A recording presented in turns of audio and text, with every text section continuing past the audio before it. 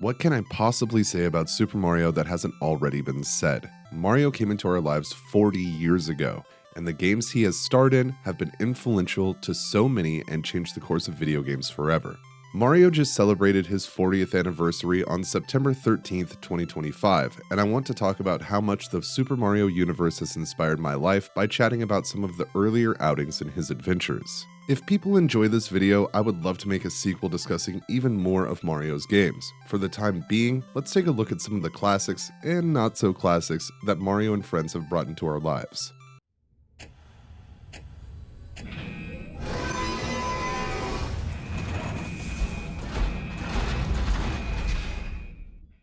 Back in 1980, the then Nintendo president, Hiroshi Yamauchi, would task a young Shigeru Miyamoto with repurposing failed radar scope arcade cabinets into a brand new game. While Miyamoto's mind would wander to the idea of making a game based on the beloved Popeye, negotiations would fail to obtain the IP, and Miyamoto would be forced to create something new.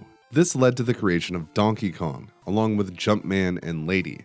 Jumpman would be tasked with making his way through levels, climbing from the bottom and trying to rescue Lady, who would later be renamed Pauline. As we all know, Jumpman would be renamed Mario, and by 1983, a color swap palette of the hero would be used to create his brother Luigi for the Mario Bros. Arcade.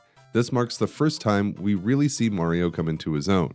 Designed by Shigeru Miyamoto and Gunpei Yokoi, the game would see two Italian brothers from New York take to the city's sewers to rid the area of various creatures like crabs and turtles. This, of course, is the starting point for the Mario Brothers that we know and love today. The future was certainly bright for the fumbling plumbers, with one of the best games in the series right around the corner.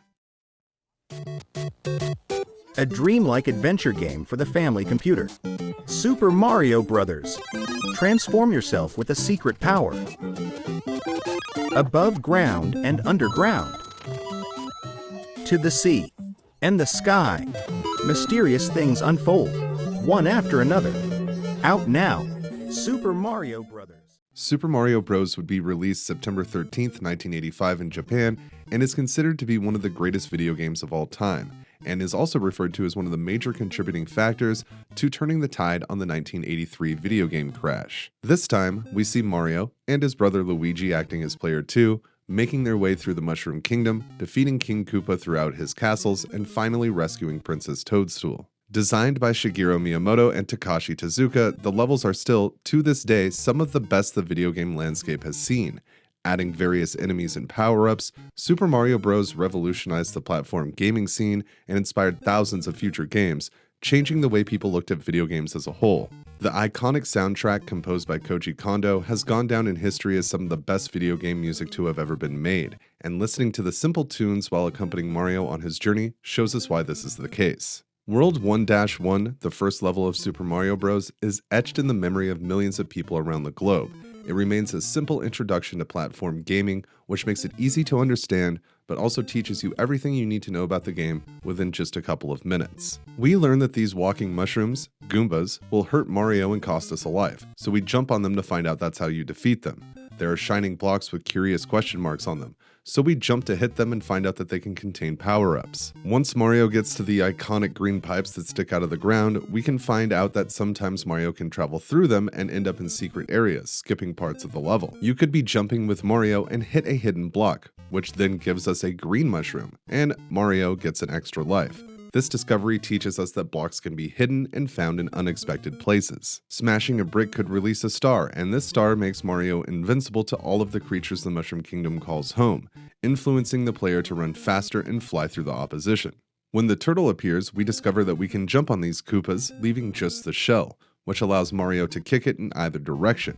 This tactic can take out enemies in its path, making it a fun trick to keep in mind as we progress through the game. When we get to the goalpost, we immediately want to hit the top of the flag, and it shows us that more points are awarded the higher Mario lands on the flagpole. My point is that World 1-1 is one of the best examples of a tutorial level in gaming because it was designed not to feel like one, allowing the player to just play the game and learn as they go, with basic challenges that showcase each factor the game has in store for us. Entering World 1-2 is also exciting, as now we see that there are going to be different vibes to the levels we encounter, and it brings the mood down a little bit. The music gets a little more daunting, the background is black, and the color of all of the set pieces has changed to a hue of blue, giving us a tremendous feeling of being underground in this game world. We find out that the pipes are not always so friendly when we see the piranha plants shoot out of the top of them, and we don't even need to jump into them to know that it'll be of no use and only waste one of Mario's lives. This level also hosts one of Super Mario Bros. First real secrets, where we can get to a hidden room that takes us to 3 pipes that are numbered, with the numbers corresponding to the world that we will be warping to from here, allowing Mario to skip half the game from this location alone. World 1-3 takes Mario to the sky, showing us flying versions of the Koopas and some more challenging platforming. The idea that we are high in the clouds doesn't make it any better on the psyche as we go from ledge to ledge on our way to the first castle. In this first castle, the 4th level of World 1, again, the aesthetic changes. Gray walls surround Mario and fire shoots from different blocks as lava marks the bottom of each pit. We also meet King Koopa for the first time, guarding his bridge. While this may not be the real Bowser, it's still a battle that we haven't faced yet, and once we hit the axe and send the king into his pit, we see that Toad is waiting for us and lets us know that the princess is in another castle. Another iconic piece of history that this game has delivered to us. Now, I don't feel like I need to go through each level, but I would like to talk about my favorite from the series from this point in the game.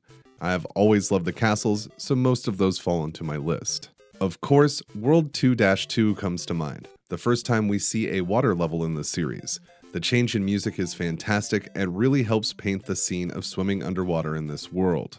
The squids, bloopers, that populate the landscape are super memorable and add a fun challenge, as do the fish, cheep-cheeps, that swim around the area.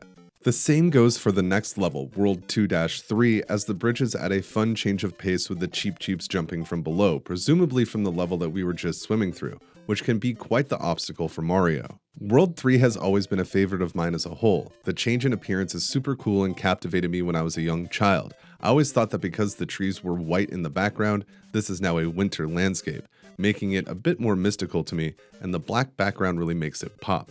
World 4-2 leads us to the next big warp zone, as we could have found one earlier, but it doesn't have the same reach as the zone featured here, which can take us all the way to the 8th and final world, so it always sticks out in my mind. World 5 could perhaps be most people's first thought of a winter world, as it is daytime this time around and we still see white trees, which again I always assumed meant that they were covered in snow. The silver color of the pipes always helped drive the winter theory home with me. Speaking of World 5, I really like the second level here, as one of the pipes can send us into another water world, and that always seemed really cool to me. Since I always thought that this was a winter world, it made me think that Mario was being subjected to extremely cold water this time around. The next level that really stands out in my memory is World 6-3, which is likely due to its color palette being gray. It really changes the mood of the whole level, and Mario's once again in the sky, making it feel a bit more daunting. The castle we find in World 7 is interesting, as now we have different paths that can end up repeating if we don't go the right way. This is achieved by having different platforms on each screen, which, depending on their height, allow Mario to continue through the level. The final castle we get to, which features the real King Koopa and Princess Toadstool, is similar, except this time pipes play a role for the different paths. Once we figure it out, we find Mario face to face with Bowser. Of course, after this final battle, we find the princess and have seemingly saved the Mushroom Kingdom in the process. The adventure is over, although we can play through it again, this time with stronger enemies and some slight changes to increase the difficulty. Super Mario Bros. Is a prime example of exceptional game design, which is why it remains deeply ingrained in the memories of millions of people. The bright colors, fascinating creatures, and masterfully designed levels easily cement themselves in the legacy of video games forever. Japan would receive a direct sequel to Super Mario Bros. That featured slightly enhanced visuals and a much more difficult approach to level design. This version also included a bit more variation in enemies and is famously hard, which led to what the rest of the world would get for a second Mario game. Super Mario is back. He's blasting through worlds where no one has ever been. He's taking on enemies no one else dares. This time Mario pops up power wherever he goes, so he's bigger and badder than ever before. You've never seen creatures like these. You've never had an adventure like this. It's everything you've dreamed of and worlds more. It's Super Mario 2, only from Nintendo. Now you're playing with power. Super Mario Bros. 2 would be a bit different than what we saw with the first. This version of the game was pretty much reskinned from Doki Doki Panic and turned into a Mario adventure visually. The game features 7 worlds to explore and more verticality when it comes to design. This time around we can choose which character we want to play as: Mario, Luigi, Toad, or Peach, Princess Toadstool. Each character has a different feel. Mario has across-the-board stats with no real special abilities. Luigi is weaker but has a higher jump. Toad is faster and stronger, but can't jump as high as everyone else. And finally, the princess has the lowest speed, but can hover while jumping. We meet a ton of new enemies in Super Mario Bros. 2, and the main baddies consist of Birdo, a dinosaur that shoots eggs from its face at you, Mouser, a bomb-throwing mouse, Triclyde, a 3-headed fire-breathing snake, Fry Guy, a ball of fire that also shoots fireballs, Claw Grip, a rock-throwing crab, and finally Wart, a kingly frog who acts as the final boss of the game. After beating Wart, we see Mario sleeping, and it's implied that everything we just experienced was just a part of his dream, making the change in gameplay and environment make a bit more sense when compared to the first game in the series. Like the first game, I want to talk about some of my favorite levels from Super Mario Bros. 2. The first that stands out is World 1-3, as I really liked the descent into the underground. Again, the change of appearance really stayed in my mind. World 2 is also neat as it takes us to a desert with pyramids, snakes, and bones littering the area. It's a great visual for the Mario series, and the environment stands out in a big way. The ice world we encounter in the 4th group of levels is also a fun change, as we can slide around and it not only switches up the visuals, but also adds a new gameplay challenge with the ice itself. The massive waterfall we find in World 5-1 is something that has always captivated me, as well as the water looking great in-game. The fish we see jumping out of the bottom of the level, the Trouter, has always been a favorite of mine. This version of Super Mario Bros. 2, while fundamentally different from the original, still has a great adventure in store for us and hosts the same amount of whimsy and wonder that the first game brought with it. Even though it was just Mario's dream, it is an excellent adventure with him and his friends that many will never forget. Mario! Mario! Mario!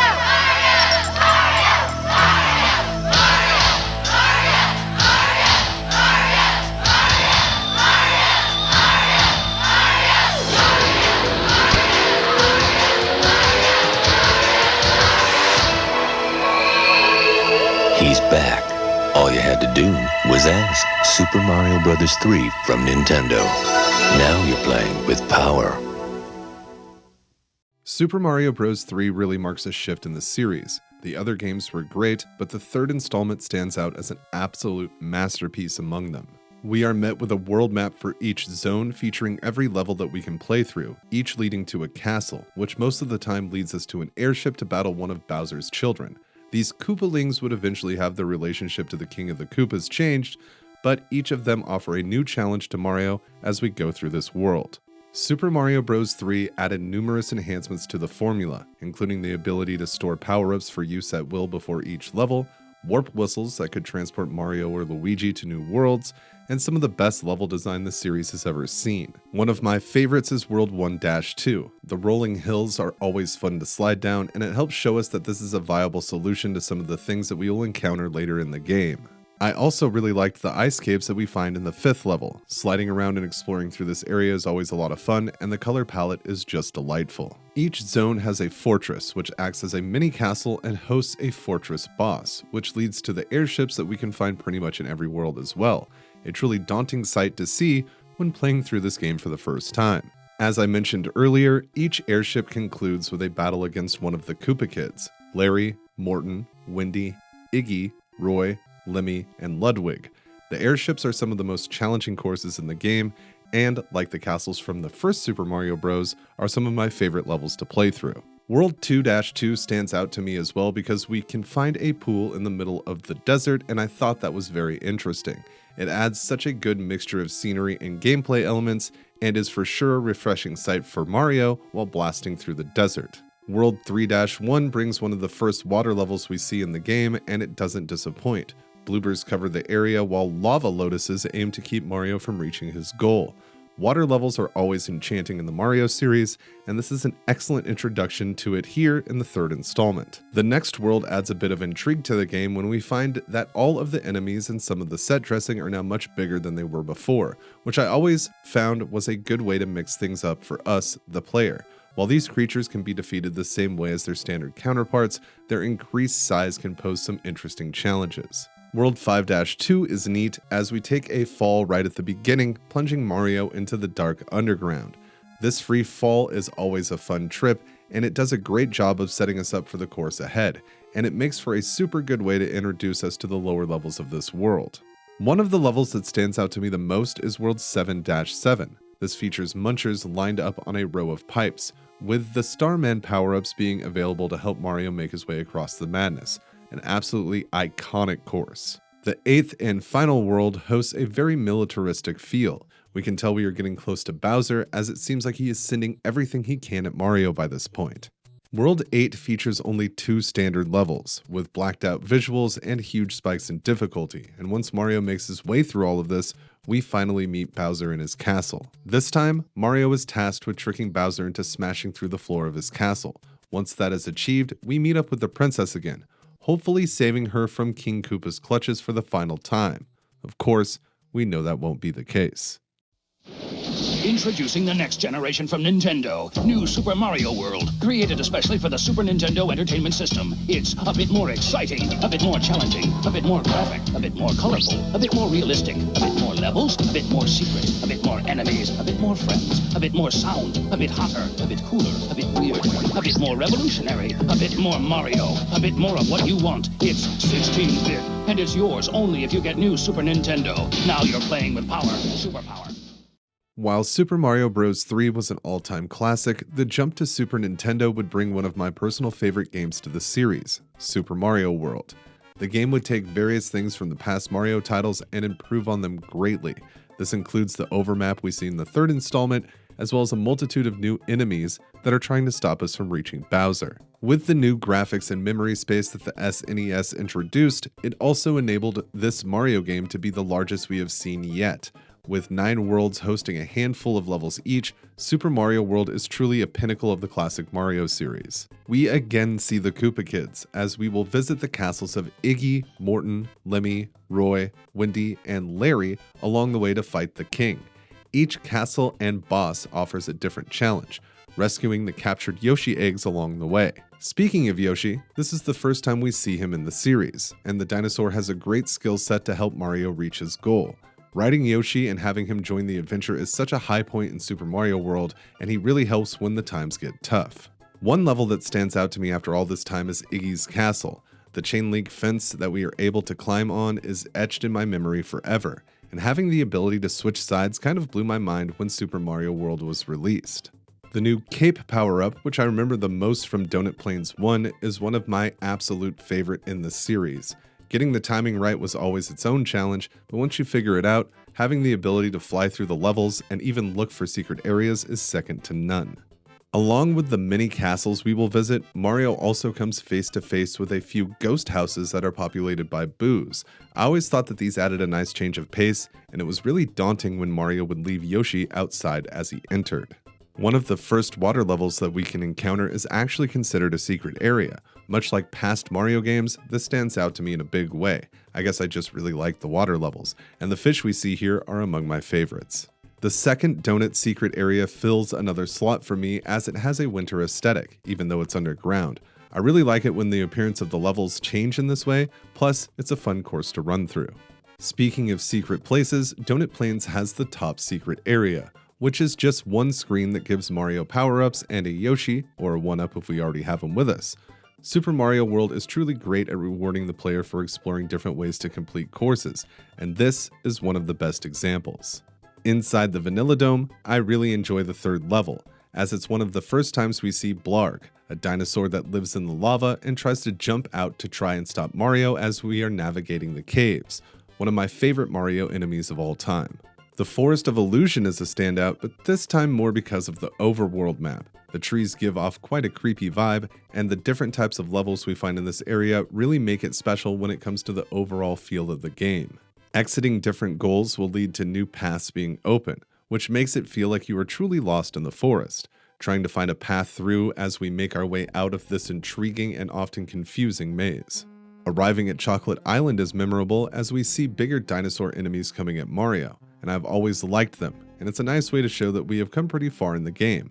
Plus, this world has some different types of courses that really test our platforming skills. Now, we have finally come to the Valley of Bowser. Everything has led to this, and Mario is gearing up to take on the King of the Koopas once again. As usual, Bowser throws everything he can at Mario during this section of the game, including ghost ships, challenging platform levels, and even another castle with Larry guarding the gate. Bowser's castle, this time around, still has the multiple path gimmick going, only this time it's a lot easier to understand. Rooms are divided and numbered 1 through 4, and each room is different and poses its own challenges. After completing the first room Mario enters, we will see 4 more numbered 5 through 8, eventually leading to Bowser's room. My favorite rooms to go through here are 2 and 7. I really like the chain link fence mechanic that we see in room 2, and the jumping Bowser statues stick out in my mind every time I visit this castle in room 7. All rooms lead to a dark corridor with Mecha Koopas around every corner, and once we hit the big door in the back, Mario will come face to face with Bowser again. This time he is piloting his sinister-looking Koopa clown car that he flies around the arena in. Using the Mecha Koopas by jumping on them, picking them up, and throwing them into the air to bonk Bowser on his head, Mario can defeat the king, and we will see the princess descend from his clutches, leading to some of the most satisfying credits in the series that sees a parade with Mario and his friends that travels back to Yoshi's Island.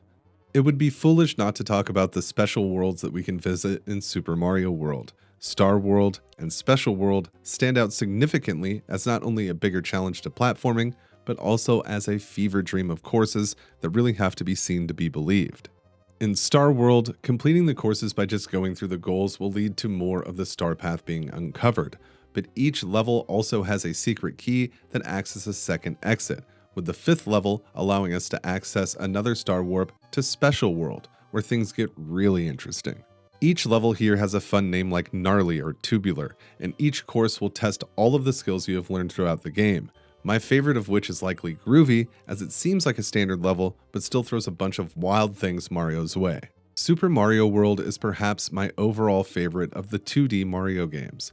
While Super Mario Bros. 3 felt ahead of its time and revolutionary, Super Mario World feels like it builds off of that directly, and it is really the perfect Mario experience. Nintendo would release a direct sequel to Super Mario World called Yoshi's Island. It is considered a great game, and while I'm not going to cover it extensively here, I will say it manages to do what Super Mario Bros. 2 did in the past, which is switch up the formula of the adventure and add a great set of gameplay challenges to the fantastic world of Mario.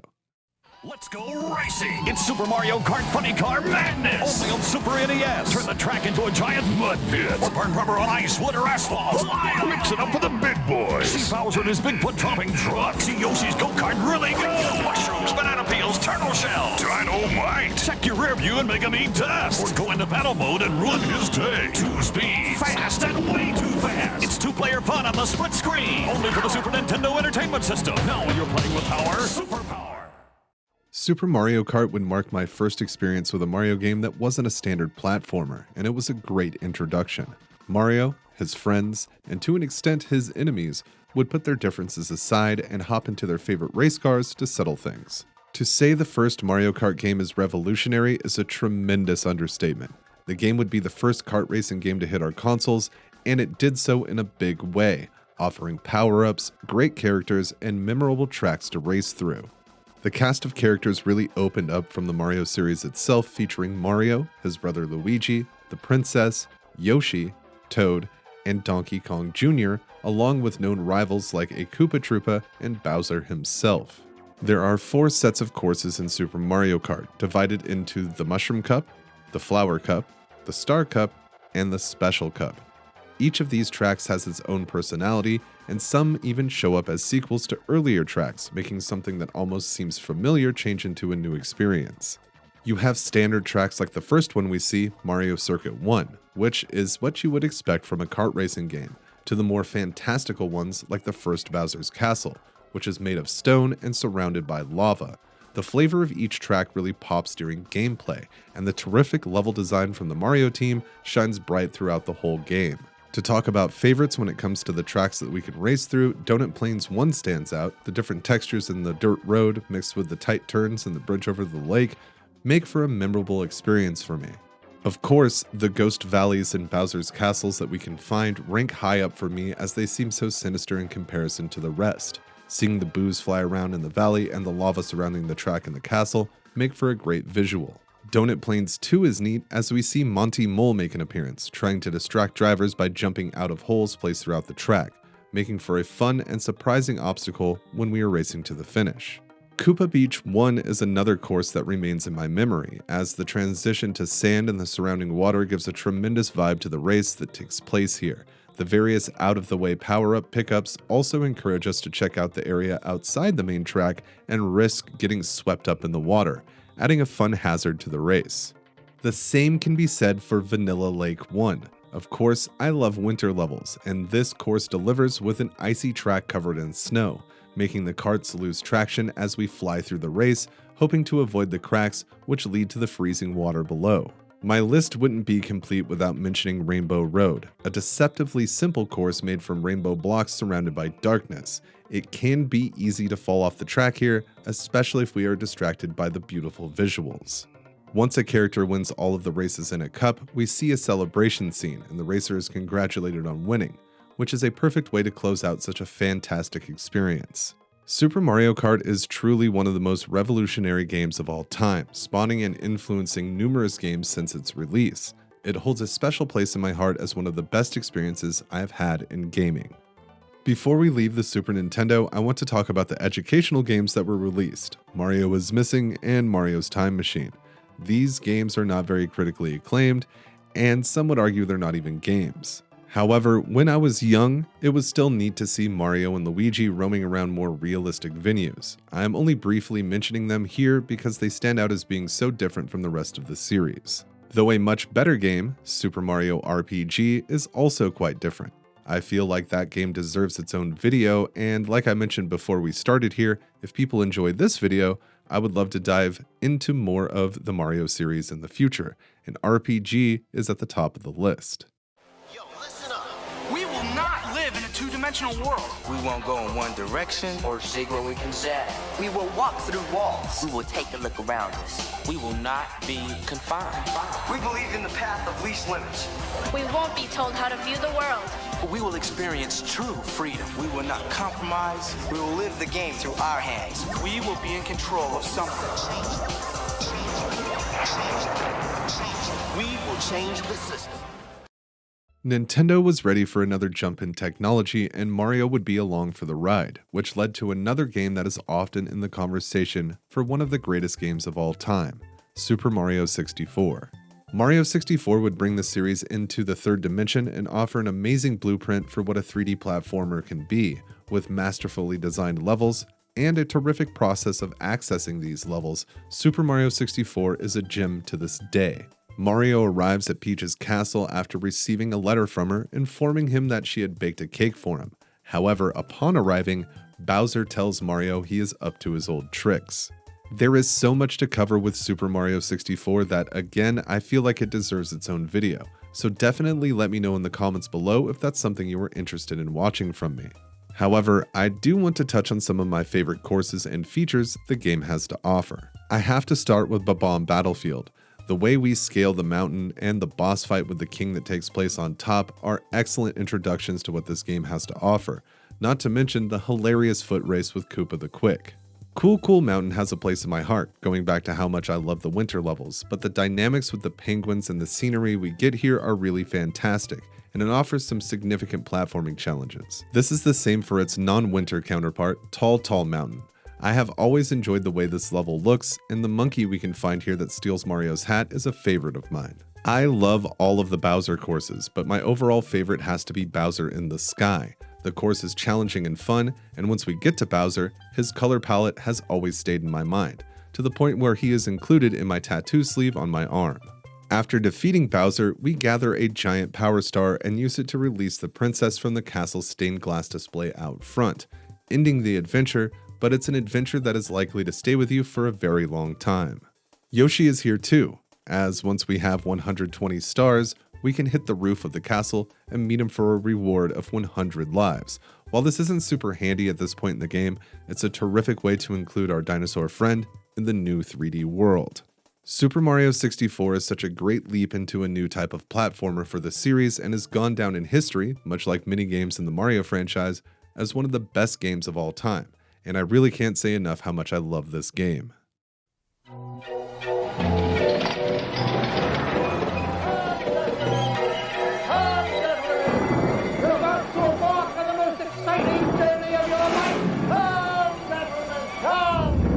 Fasten your seatbelts for a 360-degree burnout.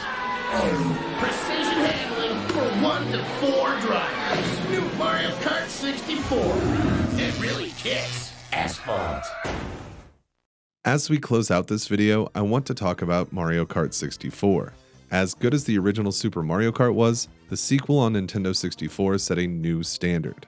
This time, we can choose between Mario, Luigi, Peach, Toad, Yoshi, Bowser, and newcomers Donkey Kong and Wario, making for some great races through some of the most iconic tracks in the genre. When it comes to my favorites in Mario Kart 64, Moo Moo Farm comes to mind, as I've always liked the cows, and of course, our old friend Monty Mole makes an appearance. Calamari Desert stands out to me as well, not only because of the change of scenery, but also because of the trains that we can see barreling down the railroad tracks that cut through the course, which can change the pace at any time. Toad's Turnpike is neat because it adds non-race traffic as an obstacle, and the overall look and feel of the course is a lovely aesthetic, an overall simple track made more difficult by people just making their way around town. Frappe Snowland is another favorite, not just because of the winter motif, though I am a big fan of the snow sculptures that we can find while racing through the course, but also it is genuinely an enjoyable track. But it might just be that I like winter levels so much, as I like Sherbertland just as much. Of course, the Royal Raceway enters my mind when making this list. Seeing Peach's castle here is incredible, and being able to drive up to it and just kind of explore the area is a really nice touch, as it could have just acted purely as a background. Bowser's Castle, which follows right after, is another favorite of mine. Racing through the labyrinth that King Koopa calls home is a real treat. The lava moat on the outside mixed with the various courtyards is a perfect blend of visuals as we make our way through the course. Donkey Kong's Jungle Parkway is another course that introduces new elements to the game, even if they are purely aesthetic, such as the boat that navigates through the water and the dense jungle that surrounds the raceway. Of course, Rainbow Road makes an appearance here, and it's better than ever. Twisting turns on the rainbow-covered raceway, with the black background being littered with neon, is such a good vibe, and it makes for one of the most memorable tracks in the game. It goes without saying that Mario Kart 64 is one of the best games on the Nintendo 64 console, and it still holds up today as one of the greatest kart racers of all time. There are so many more things I could say about these games and others in the series, like the handheld titles and the Paper Mario series, and I would love to continue this video with a sequel talking about the games that follow the ones featured here. Mario has been a part of my life since I was 3 years old and booted up an NES for the first time, and seeing game after game, masterpiece after masterpiece, has cemented the series as one of my favorites in gaming. If you would like to see another video about Mario and his adventures from me, make sure to like this video and let me know in the comments. I would love to deep dive into some of these titles and continue chatting about my love of this series. Thank you for watching, and let me know what your favorite Mario adventure is. Also, subscribe if you haven't already for video game fact videos and essays just like this. Take care out there, and I will catch you on the next one.